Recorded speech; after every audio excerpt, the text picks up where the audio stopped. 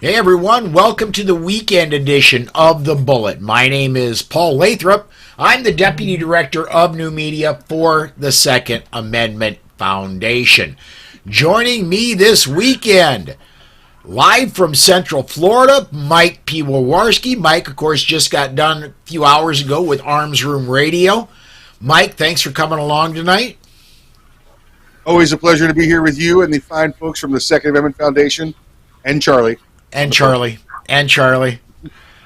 Also, you can see on the screen below me, Charlie Cook, riding shotgun with Charlie, writing shotgun with Charlie, Charlie's Gungrams, and a plethora of other media outlets.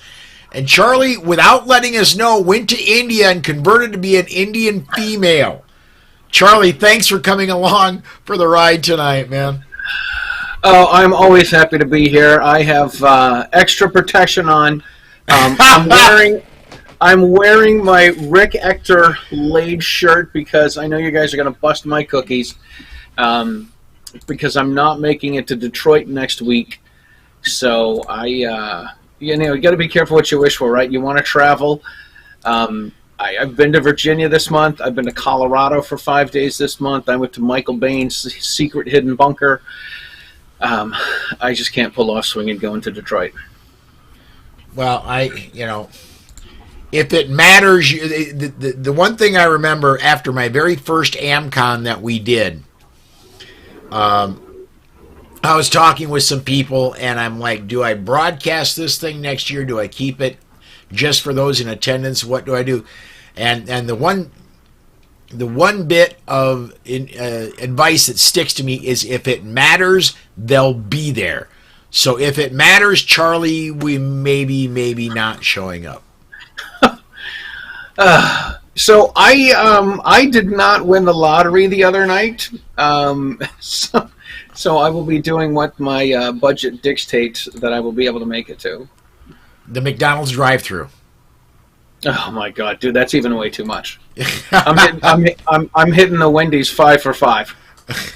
Okay. Or sorry, not even 5 for $5. It's a biggie bag. They only give you 4 items.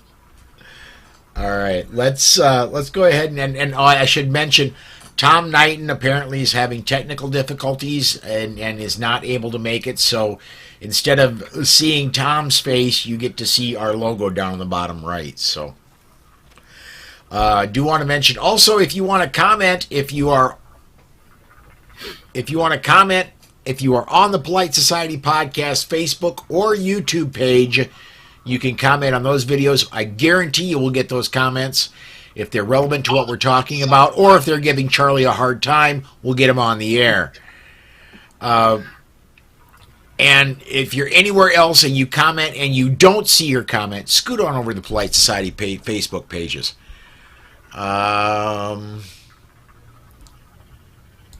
Let me get, where are we at? I only get Facebook user. I don't get who this was. But if it matters, we work in a different industry. Okay. So, guys, let's go ahead and let's get started. First story I got, and again, this is a week in review show for everybody who may be tuning in for the very first time. For 3 days a week, Tuesday, Wednesday, Thursday, I solo and I talk about the stories of the day. Saturday, we get together several commentators and we talk about the stories of the week. First story I got from this week, Republican lawmakers on Tuesday accused Veterans Affairs leaders of depriving some veterans of their right to own firearms and promised changes in coming weeks. But Democratic critics say those proposed moves could end up leading to more suicides and self-harm among vulnerable veterans. I'm not going to read the full story, but basically there is a bill up by the legislation proposed by House Veterans Affairs Committee Chairman Mike Bost out of Illinois, dubbed the Veterans Second Amendment Protection Act. The measure would block VA officials from sharing information with the National Instant Criminal Background System, or NICS, a federal database used to determine whether an individual can buy firearms. Bost, the sponsor of the legislation, said about 8,000 veterans were reported to the system last year, most for financial incompetence reasons and not criminal acts or specific mental health problems. But the VA action would bar all those veterans from purchasing weapons regardless of the underlying issues. And I'm going to get this quote in here from Boast. He says, the VA should not be able to take away a veteran's Second Amendment rights because they need help managing their benefits. Veterans should not be treated any differently than every other American citizen. Even criminals have to be convicted of a crime in a court of law before their names are reported to the system. I said this on Tuesday, and I'll say it again today. Representative Boast, you're almost correct. You can be a subject of a restraining order and not a criminal, and you get reported to the NICS system. Mike, you're a veteran. I'm going to lean on you heavily for this one. What do you think of this?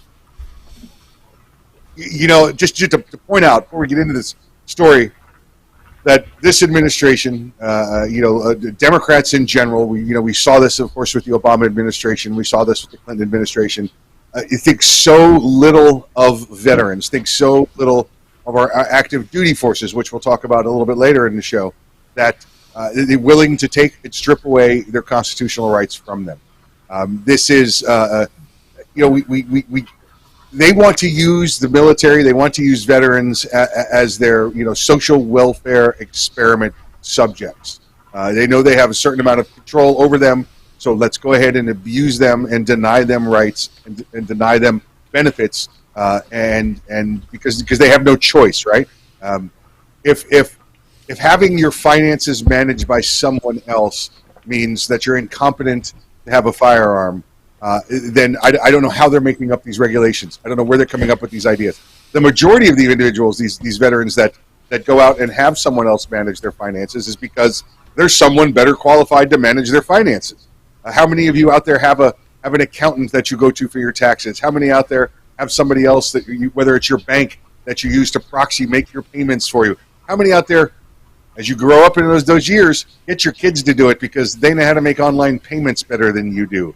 They don't have to worry about it. It's an absolute abuse to veterans to take their firearms rights away from them because they're getting help with their finances. How about they're going on a trip? They're riding around in the old bus around the country, and they're having somebody else watch and pay their finances for them while they're gone, so they don't have to deal with that. But they lose their rights to firearms. It's absolutely absurd. It should be criminal what they're doing to veterans and military personnel. You've got so many out there. We all know the story of 22 veterans a day, 22 service members a day, former service members a day are likely to commit suicide. That's the threat because of the op tempo we've put them through for over 20 years. So what do we do to try and help them? Oh, we take away more of their rights. So now we scare them out of asking for help, because if they ask for help, they may lose their firearm rights. We all know there's a story out in Hawaii that a young active duty Navy officer went out there and asked for help. Said I was a little homesick. Boom, they took his gun rights away from him. The state and the county and the city came and took his gun rights away. Luckily, that's reversed itself, but it took two years.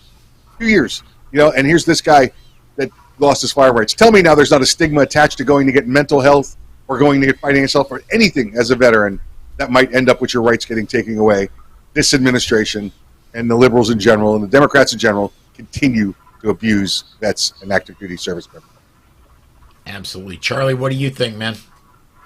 I think if people are going to lose their gun rights for financial incompetence reasons, then I too shall be losing my guns very, very soon.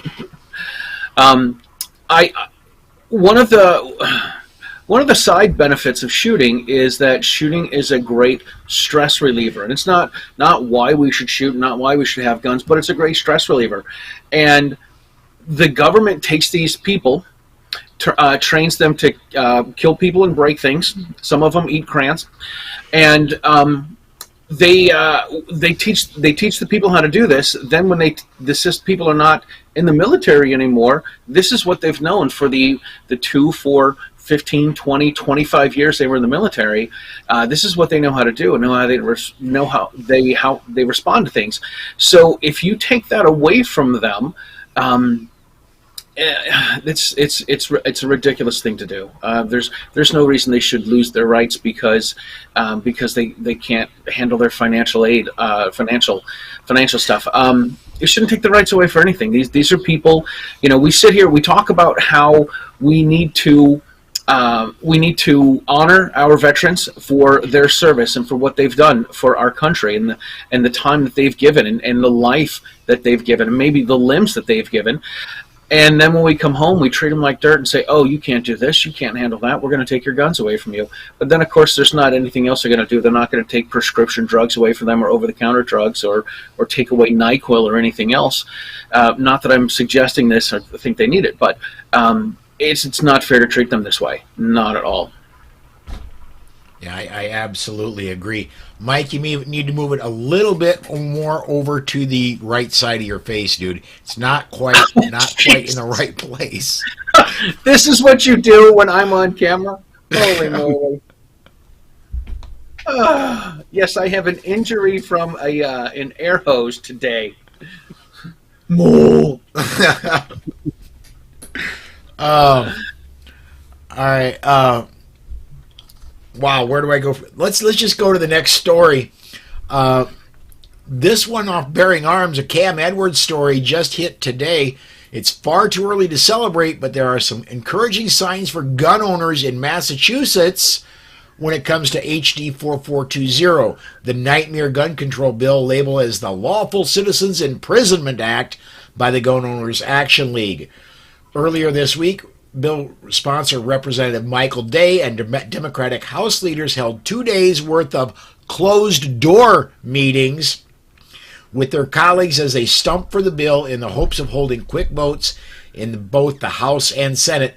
But heading into the weekend, multiple media outlets in Boston are reporting that the legislation is stalled, at least for the time being.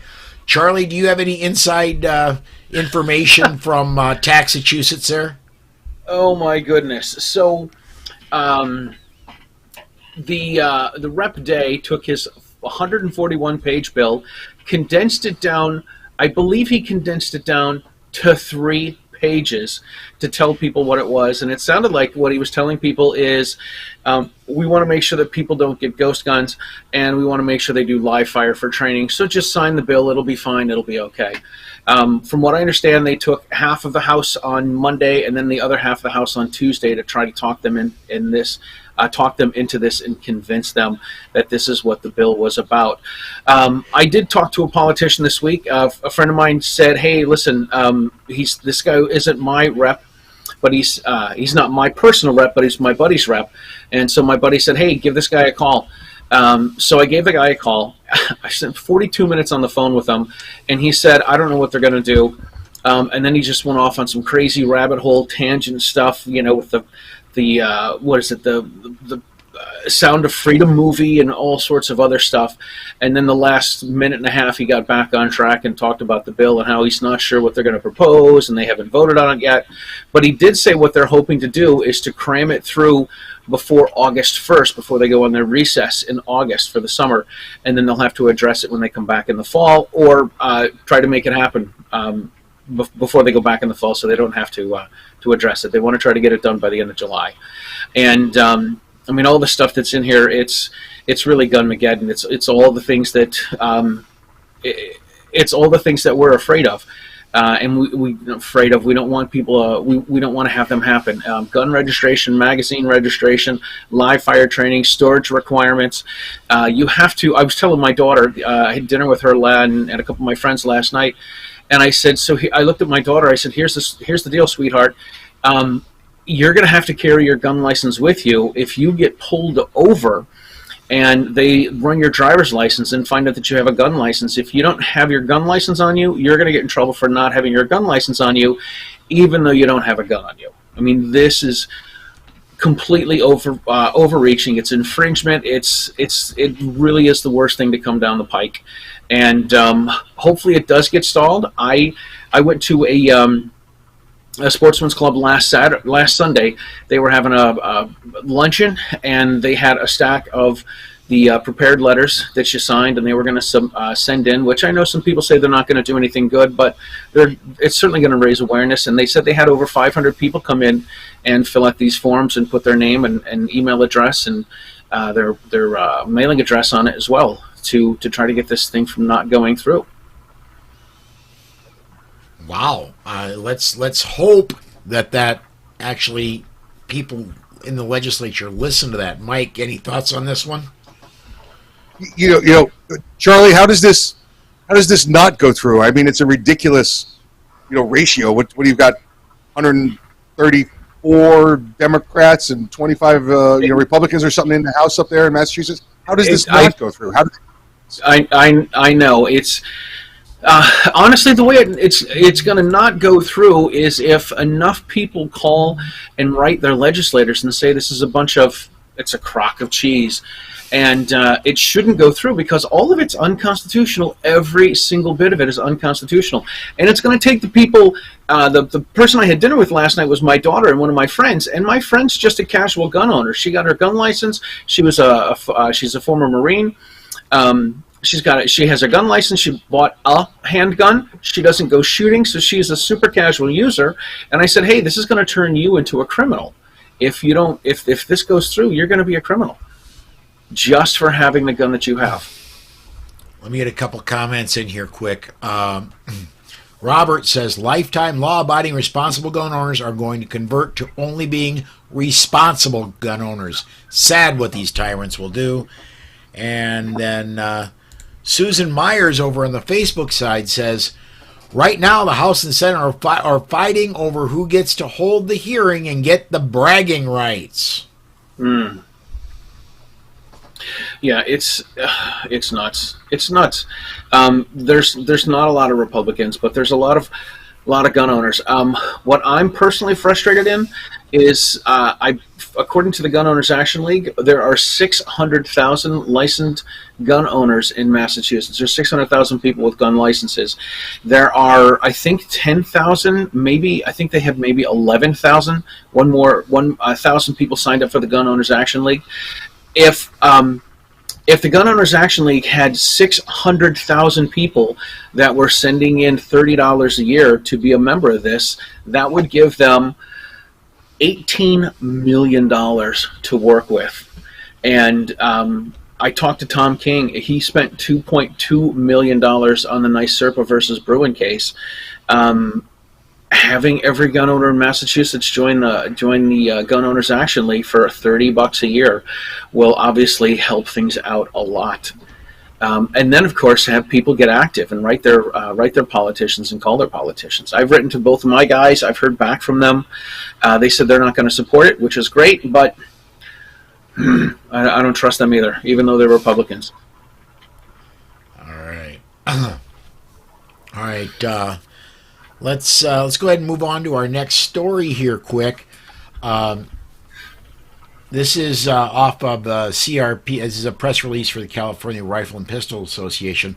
On Monday, CRPA attorneys appeared in San Diego U.S. District Court at the request of District Court Judge Benitez to answer questions about the next appropriate steps in CRPA's Road versus Bonta lawsuit challenging ammunition sales restrictions laws that were put in effect by Gavin Newsom's Prop 63. I'm just going to go ahead and basically what's going on here.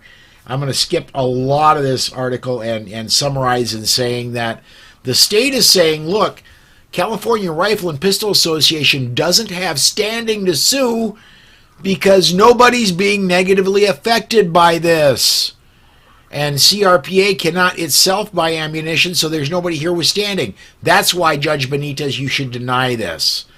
And what CRPA wants, I'm going to go ahead and I'm going to put I'm going to go to the comments section. I'm going to put an email address in the comment section, both on Facebook and in YouTube.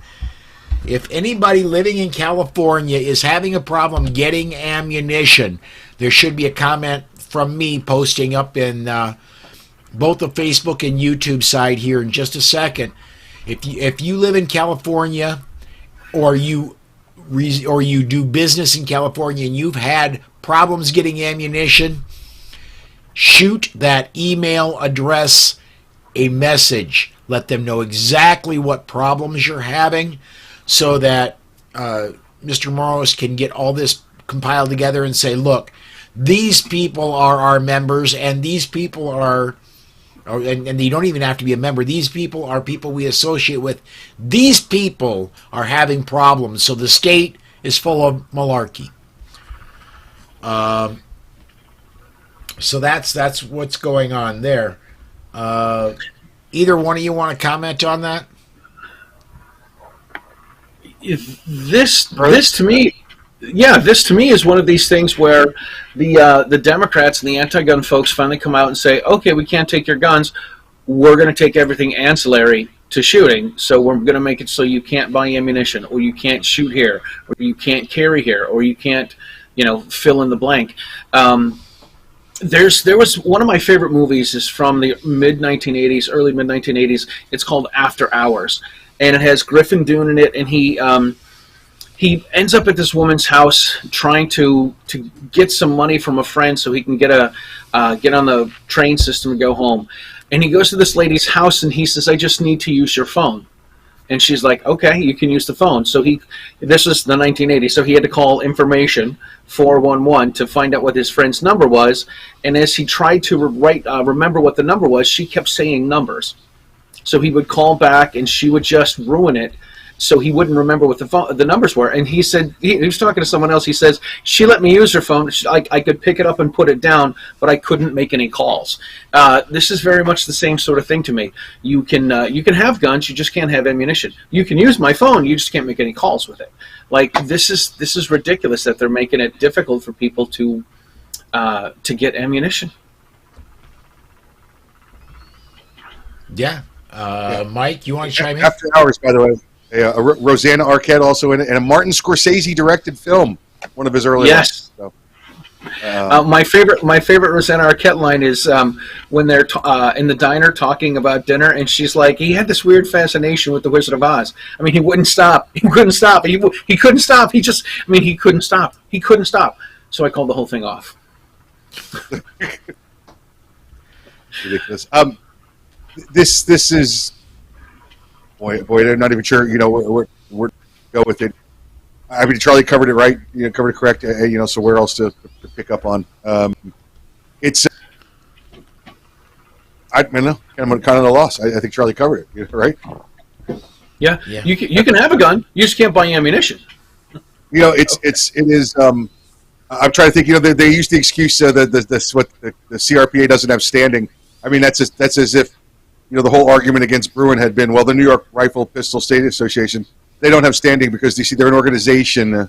They're not individuals, Well, yeah, but it's individuals that make up the organization. So we get that's how they have the standing. And how are you affected in California, folks? If you haven't been personally affected by this, you're not looking hard enough. If you go to buy ammunition, the cost of ammunition's gone up. You know why the cost of ammunition's gone up? Because regulations are going up. And dealers and wholesalers are trying to put a little bit of that money away for the pending lawsuits. So you've all been hurt by the price of ammunition alone, even if you haven't had any, flags thrown up to stop you from buying ammo. The price of ammo going up has hurt you. So you have the opportunity to complain. And please, please, please, please, like Paul said, go to the Facebook, go to the YouTube there, and email and reach out and say you've been harmed. Yeah, absolutely. I want to get this comment in here real quick. I'm going to blow a little sunshine where it doesn't belong, Charlie. Charlie, I saw your interview with Tom King and decided to get the old fart NYSRPA lifetime membership. I am a Hoosier. All right. Well, thank you. Thank you very much. I appreciate that. This one from C&T Designs and Arms. It's like mag bans and the lawyers for the state arguing that mags are not arms, so they're not protected under the second. Same kind of reasoning right there. It really is. That's a great point. All right. It really is. I can't remember the case law. I have to go look it up, but there was. I forget who even tried it. Was it New York that tried it years ago that said, or was it California that said, we'll ban ammunition, and the case law said no, that's arm. You can't arms don't work without ammunition, so therefore you can't ban the parts of it that are primary function. I get if you want to ban a bump stock or a slide fire or whatever like that, but when it comes to magazines and ammunition, that's an integral part of the firearm. It's considered as the same protections as arms itself. I think it was California, but I cannot be certain. Right. Well, just to be proper about it, it's Judge Saint Benitez when you refer to him. Yes, it is. Next two stories are both about the NDAA, the National Defense Authorization Act. In 1988, Congress passed a bill banning undetectable firearms. The Undetectable Firearms Act was a response to Glock releasing a polymer pistol. Now, the Undetectable Firearms Act is back and might be up for reauthorization, hidden in the National Defense Authorization Act, the NDAA. The Glock polymer gun design was the first polymer pistol that saw widespread adoption in the country. Anti-gun groups started to spread a propaganda about Glocks not being detectable by metal detectors. Even though these accusations were false, they made it into movies such as Die Hard 2, where John McClane stated that the terrorist group was using Glock 7s and could sneak by airport metal detectors. Not only did the whole movie writers promote the misinformation, but so did members of Congress. Yada yada this. This time, Congress is trying for a permanent reauthorization. Since 2013, technology has vastly increased with the rise of techs such as 3D printing. Innovative young adults at home with 3D printers that can be purchased for as low as $99. Not the ones that can print what you think they can print can be bought for that. Technological advances over the past 10 years have scared many anti-gun activists, including those within the Biden administration. Reauthorizing the Undetectable Firearms Act will give those that want to shut down innovation a tool to weaponize to prevent the incredible innovation of 3D printed guns. Senator Jack Reed, a Democrat out of Rhode Island, is busy working with Republicans behind the scenes in the Senate to get the bill's reauthorization attached to the NDAA. It looks like it might have some bipartisan support. Chuck Schumer asked for a vote of cloture on Monday at 5:30 p.m. Eastern Time. That will limit the debate to 30 hours. After the clock runs out, the Senate could vote on the amendment. Whether the amendment passes, the amendment to the NDAA passes or not depends on who can get their voices heard. Right now, gun owners have 10 hours to demand their vetted senators vote no on reauthorizing the Undetectable Firearms Act. Anti-gun astroturfing campaigns are already busy lobbying Congress to reauthorize an act that can stifle innovation from the next generation of firearms designers. Guys, I don't know if I told either of you this story ever, but 2 years ago this year, 4 years ago this year, I went to the Firearms Academy of Seattle. We did a co-branded active shooter interdiction course. Part of that was a force-on-force class. And to get ready for the force-on-force class, you had to eliminate everything. You had to disarm totally, pocket knives, everything.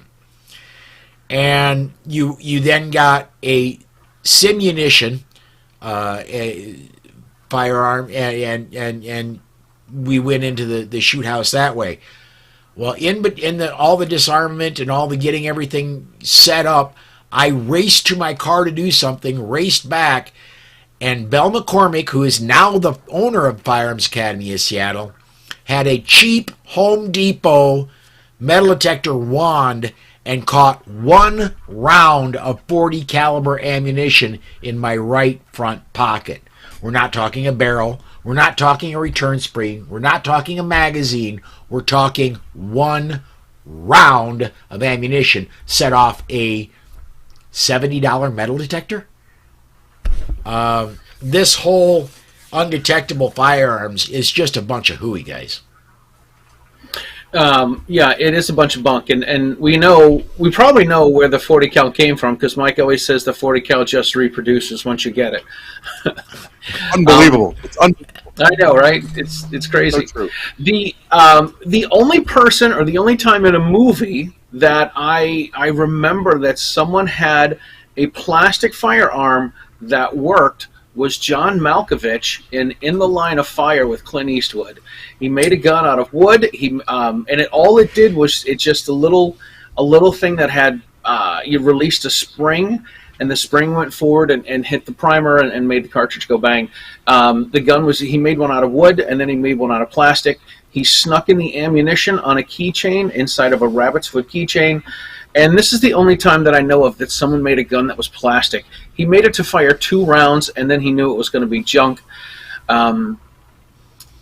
This is just a bunch of hooey, man. This is just a bunch of baloney. The barrel still has to be made out of metal. The slide has to be made out of metal. You're not going to be able to. You're going to be able to detect those things if you're trying to sneak them into some sort of a sensitive place. So, just a bunch of baloney. The movie quote with Bruce Willis there. Remember, he said it was a Glock 7. You know, it had a porcelain barrel, and it was going to cost more than a month of his salary. I don't know how a porcelain barrel doesn't explode. Porcelain is very brittle, but all right. But I'll give you some insight about Glocks and most polymer firearms out there. When Gaston Glock was developing the Glocks, he realized quickly that a plain polymer by itself did not have much strength. So the polymer, all of the polymer used on the Glocks has like metal fibers in it, like ground up metal fibers. It's the same way you would do with a batch of concrete. You know, you change it from cement to concrete. You put a little bit of rocks in it. You use rebar. You do whatever you can to stabilize it. If you take a Glock frame, just the frame itself, and put it under an X-ray, it glows like it's a solid giant piece of metal. There's almost no way to determine that it's not a solid piece of metal, other than to take it and put it in your hand. It shows up 100% complete all the time. And just as Charlie said, you've got a metal barrel, you've got a metal frame, you've got metal bullets, you've got brass and lead. There's absolutely no way it doesn't show up at all with the metal detector. I also want to, and the airport metal detectors. I went down to the U.S. Virgin Islands this past spring. I'm gonna put myself up on camera solo here for just a second. When we were on our way back, I was wearing cargo pants, and in the cargo pocket of my right leg, I had a pack of cigarettes that I had opened just like this, and I'd taken the foil off. I'd crumpled the foil, and because I didn't want to litter on the beaches in the Virgin Islands, I had a little piece of foil that big in my cargo pocket on the right leg of my pants. Guess who got pulled out for special security screening? I did. Woo.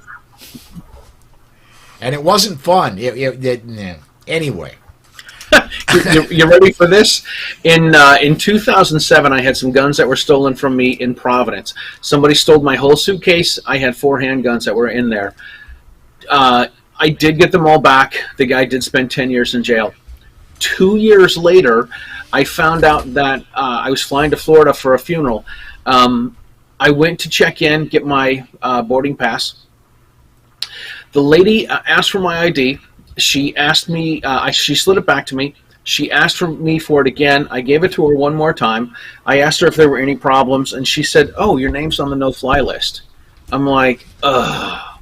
Slides me my driver's license and my boarding pass and tells me to have a safe flight. I went from there to the metal detector. I emptied out all my pockets. I brought my gun keys with me. On my gun keys, I had one of those little pocket knives that cost you $1 that you get at the convenience stores, the little folders. I had one of those on my gun keychain. I put all of that in the little bowl. I slid all of that through. I had a garment bag with a baseball hat and a hat pin of a Tommy gun. The Tommy gun set it off. 3 TSA agents came over to look at the Tommy gun that was this big, and it was pinned to my hat. In the meantime, I'd already taken my keys because I went through the metal detector.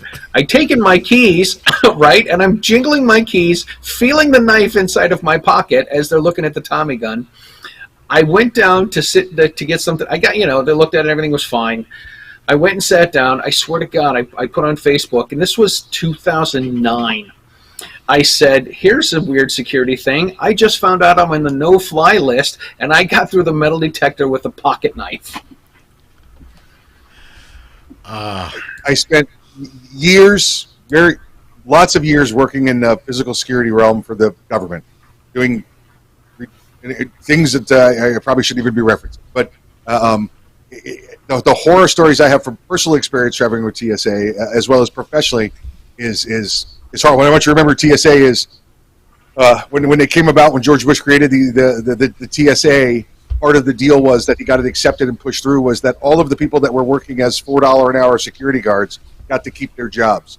So all of the people that couldn't get a job anywhere else stayed with TSA, and now here we are 15, 20 years later, they're all in upper and middle management, these people that couldn't get jobs anywhere else. So TSA, we're not beyond this. And I'll tell you this from personal experiences and professional. Out of 1,000 times, the failure 999 times of security is the individual, not the equipment. And that's the direct result of having kept subpar people that allowed the terrorists to get through in the first place. There you go. C&T Designs and Arms. Coop says, why, it's almost like metal detectors alert when metal is present. Who knew? Shocking. And I'm gonna go ahead and I'm gonna put myself solo on the screen as well. Charlie, I was smart enough that I left this at home when I went to the U.S. Virgin Islands, so I still have it. All right, good call. I still have a couple of those left. If somebody wants a Riding Shotgun with Charlie credit card knife, that is not TSA safe. I've lost them at airports, and I lost it at the Capitol one time in Washington, D.C. And I tell you what, these guys are sharp. Razors aren't quite as sharp as these guys are. You could probably shave your head with one. Well, I guess what I was doing last... No, kidding. It's my Paul's head. That's what happened here. I took one of the knives out. Robert says... where I get it in there. All the new millimeter wave devices pick up everything.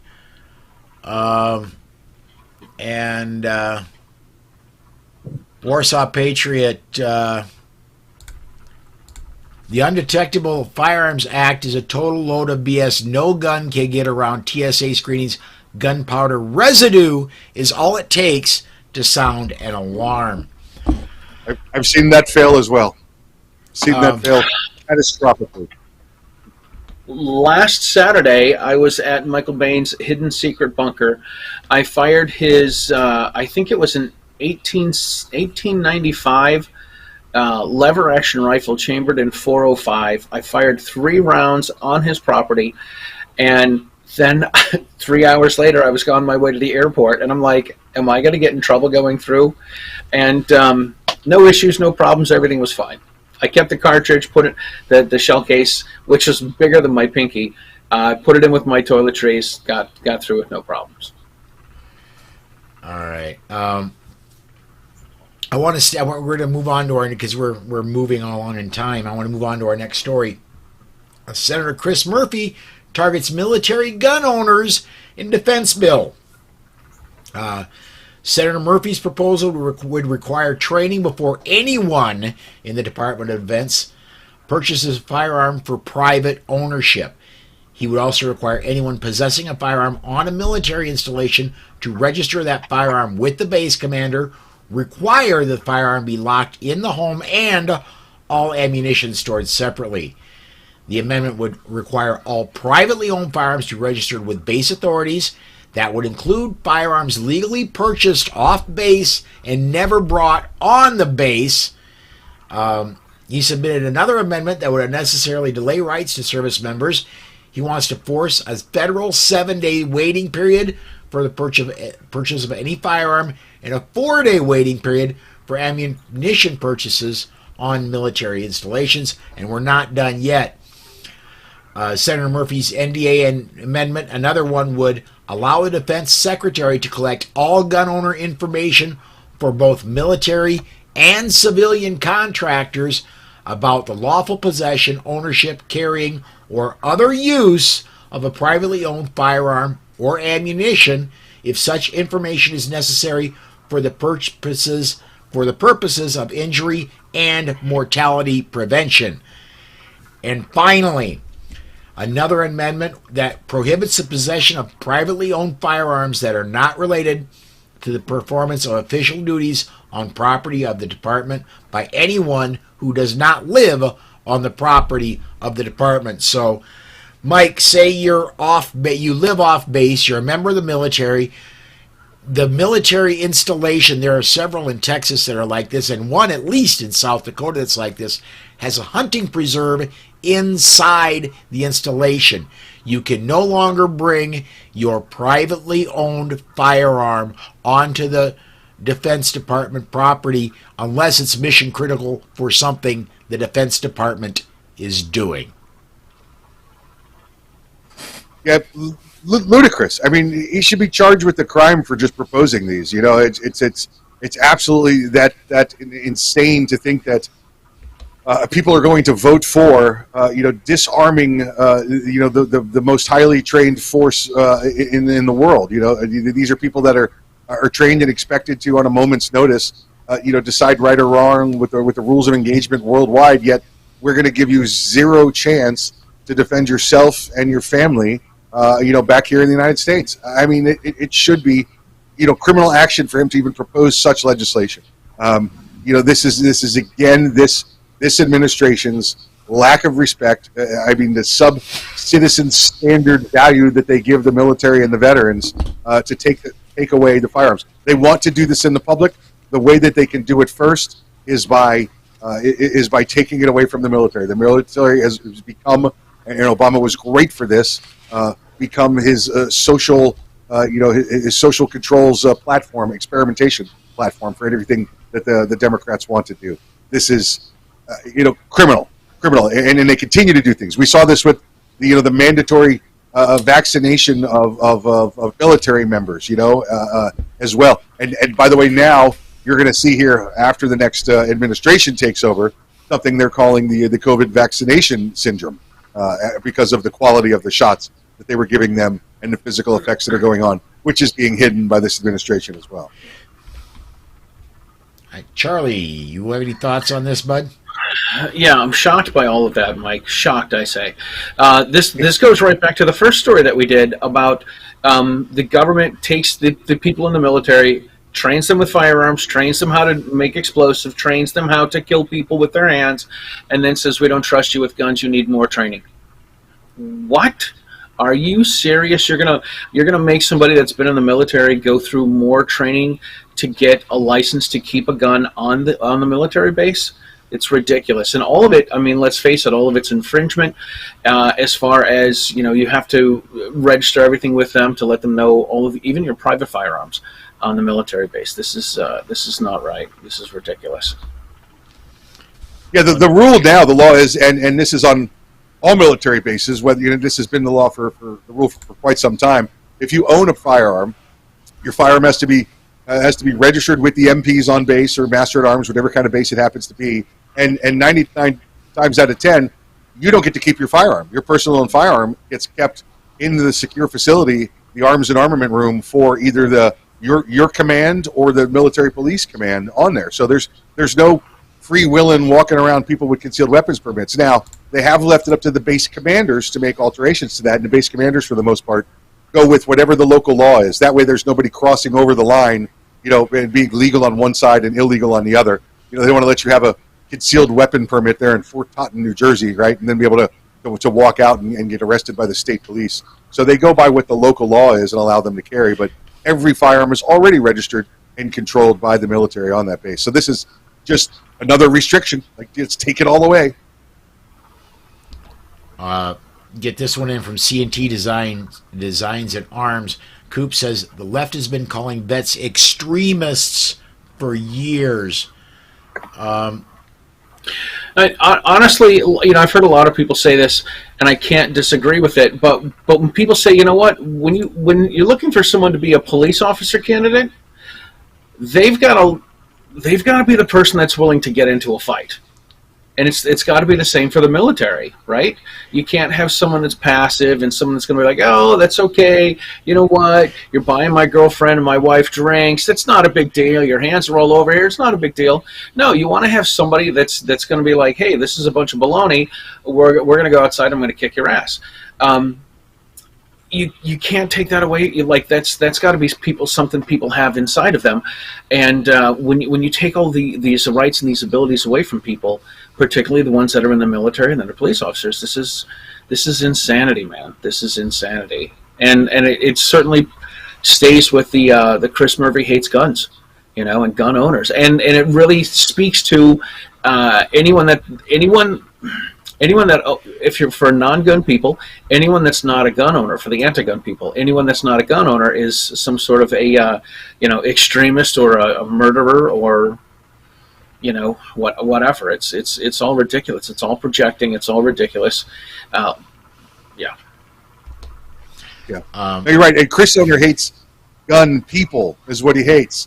He doesn't hate guns, right? Because I guarantee you he's got guns. I guarantee you the people that protect him have guns. He doesn't want you to have guns. These laws don't apply to him; they apply to you.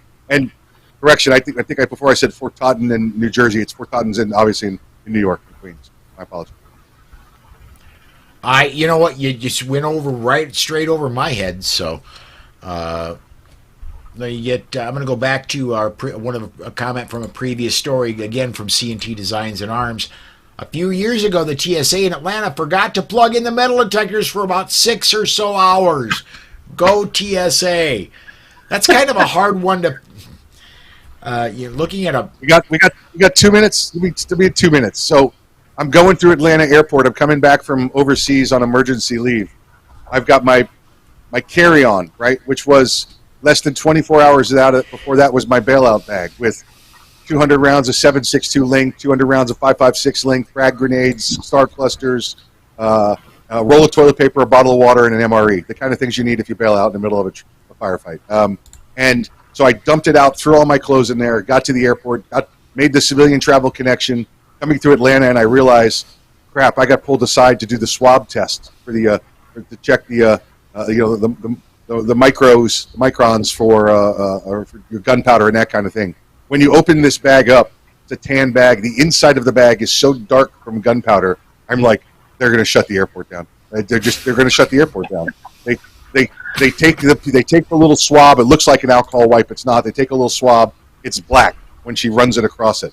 And I'm like, listen, you might as well just go ahead and call your bosses now because that's going to go off. And then she puts it through and it stays green. She goes, no, you're good. You're good. And I had some time. I had a layover. So I told her to get her supervisor out there. And that's when I pulled my government credentials out and said, bring them over here now. And they brought her over. And he apologized profusely, asked me to keep it a secret. For training, what they do is when they test small amounts, they set the limits from tiny, tiny, tiny to tiny. They don't look for mass amounts, for large amounts. So if you bring something in more than a few, atoms per million, it doesn't catch it. And that's what was going on there for who knows how long in the Atlanta airport, letting that stuff go through without being tested properly. Wow. Whew. We're from the government. We're here to help. Yes. Yep. Again, machine knew how to do it. The people did not. This one was in show notes. The link for it was in show notes. We're not going to have time to get to it other than I've got to get it on screen because this is just gun control pushing bank is in a tight spot. Guess who banks there? And I'm going to scroll down a little bit. Yes, that is who you think it is, except I look at those chicken legs. Yeah. I want to rub the hair on his leg. Right. Ooh, it makes his hair the hair in his leg stand up. Woohoo! Yeah, I mean, he got those legs obviously from campaigning in his basement. Yeah. Yeah. They're a matching set with David Hope's arms. Basically what's going on with the story is Amalgamated Bank. And Amalgamated Bank, by the way, is the bank that pushed for the special merchant category code for firearms purchases. Amalgamated Bank is in deep financial doo-doo. And President Biden's re-election fund is all with Amalgamated Bank. So, I've never rooted for a bank to go under in my life, but I'm tempted. So, guys, we are right up towards the top of the hour. Charlie, I'm going to start with you. If you would please promote Riding Shotgun with Charlie and anything else you want to plug this week, man. Yeah, so recently the Armed Lifestyle magazine issue number 9 came out, and the person that I interviewed for Writing Shotgun with Charlie for that issue was none other than Hickok 45. So you go to armedlifestylemagazine.com. You can read the article. You can go to the Writing Shotgun with Charlie YouTube channel, and you can listen to the conversation that I had with Hickok 45. I have a new article out on News 2A about, I called it When the Man Comes Around, and I actually, they used a picture of Johnny Cash, which I love. That's a Johnny Cash tune. What it is this ND 4420 that we have in Massachusetts. There are, I think, 3 police, chiefs of police that have come out and spoke out against it. And part of me feels the reason that they're speaking out against it is because it affects off-duty police officers. The off-duty police officers do not get the carve-outs that they have while they're working. And the Massachusetts Chiefs of Police Association came out against this as well. They wrote a 17-page letter why they're against this 141-page bill of HD 44220. So that's what I've got going on. I do have an episode of Riding Shotgun with Charlie coming out this week, and the passenger on the show is Mike Giarmata, who is a U.S. Law Shield in the Philadelphia area. So please tune in and check that out. He's got a show called Mike G in the Morning. So that's going to be coming out this Tuesday. Very cool. Mike, Arms Room Radio wrapped up a little bit ago. Good show this week? Always a good show, right? Right. We always have great shows. In fact, I think it was one of our better shows.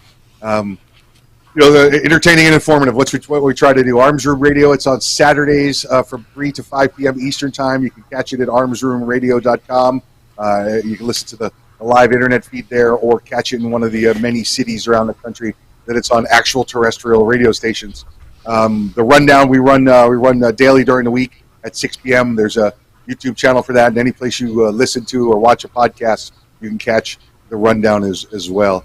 I think next place we'll be is coming up next weekend. Should be up in Detroit with Mr. Rick Ector for Legally Armed in Detroit, helping to train some women up there. And listen, folks, if you're not Writing with Shotgun with Charlie or watching Riding Shotgun with Charlie, you're wrong. It's some of the best stuff out there, and it was a pleasure, although a disappointment for me when I finally got to do it. But it's some of the best stuff out there. A disappointment for you for watching it, because I completely Charlie did his job fine. I was. I love that Mike was like, dude, I got to be on the show. I love this. This is great. No one's got a format like this. And I'm like, all right, Mike, tell us some good stories. This guy's got a million stories. Put the red cameras on. He's like, I'm telling you, I was so worried about where we were driving and which way to get there and don't hit the traffic that I was just, nothing. I got nothing. And Charlie tried. I go back and watch it. He tried to pull and pull and pull, and all I'm like is, take the next right. Take the next right. Oh my gosh! I did a show with Laura Carno in outside of Denver last week, and she's like, "How do you know where you're going?" I said, "I don't know where I'm going, but it's really important where I go back." I gotta say, Mike, I feel your pain. When GRPC was in Dallas, one of the iterations, Charlie was just getting started. I think I was like number 30 something of Riding Shotgun. No, you were like somewhere between 14 and 17. Okay. I was one of the early on. Very early ones. And I get in the car with Charlie, and I'm still a truck driver at this point. I'm still a training truck driver at this point. And I'm like, maintain your lane, dude. That was a little bit tight on the left turn, but yeah, it was. I was totally focused on Charlie's driving and not getting myself killed, and not so much on the questions he was asking. So, thankfully, and I will say this: Charlie is a masterful editor. If you were to go back and watch that episode, you won't see any of it. But I was overly critical of his driving abilities. Jeez. But no one died, okay, guys? No one's died. Haven't been pulled over. Haven't been arrested. No one's died. Run some red lights. Yeah. What are you gonna do? I recall I was open carrying a Serbu Super Shorty 12-gauge shotgun in a non-open carry state while I was with you as well. So try not to get pulled over. This is very true. I love that. First riding shotgun with Charlie, to actually be riding with a shotgun. Yes, absolutely. People have asked me, they're like, so has anyone actually brought a shotgun with you? And I'm like, there was one guy that was going to bring like a training gun that he couldn't find. I said Claude Werner brought a fully automatic MP5 zombie gun that was an airsoft gun. And then I said Mike Piwowarski brought a real Serbu Mossberg 500. All right. On my end, I want to encourage everybody, do please come join me Monday, Tuesday, and Wednesday of next week. Monday for Polite Society, Tuesday and Wednesday for the regular editions of the Bullet. There will be no Bullet Thursday or Friday. Come join us Saturday night right about this time. I'm not going to guarantee it's going to be a 8 p.m. Eastern, 7 Central Time start. I'm not going to guarantee that because we may or may not have made it back to the hotel room by then. But Mike Piwowarski is going to be in the city. Amanda Suffolk is going to be there. All kinds of people are going to be in and about Rick Ector's event next weekend. I'm going to do a live show. We'll see who shows up. And I just earlier today, and I was going to give Mike crap about this earlier, but it slipped my mind as we were starting the show. We're going to be training 1,500 women. Mike's like, dude, I'm there. Dude, let me, please, 1,500 women, let me around, please. So, women are great students. They're great firearm students. Yeah, they pay attention. They do. Yeah. Mike is desperate for somebody to pay attention to him. So, anyway. Oh, boy. I'm here. That's going to do it for us tonight. We're going to be out of here right on time. Thank you, everybody, for watching. Podcast listeners, thank you for listening. Please do consider come joining us live 7 p.m. Central Time every Saturday night. Maybe next Saturday night, but we will be here. Thanks again, everybody. We will see you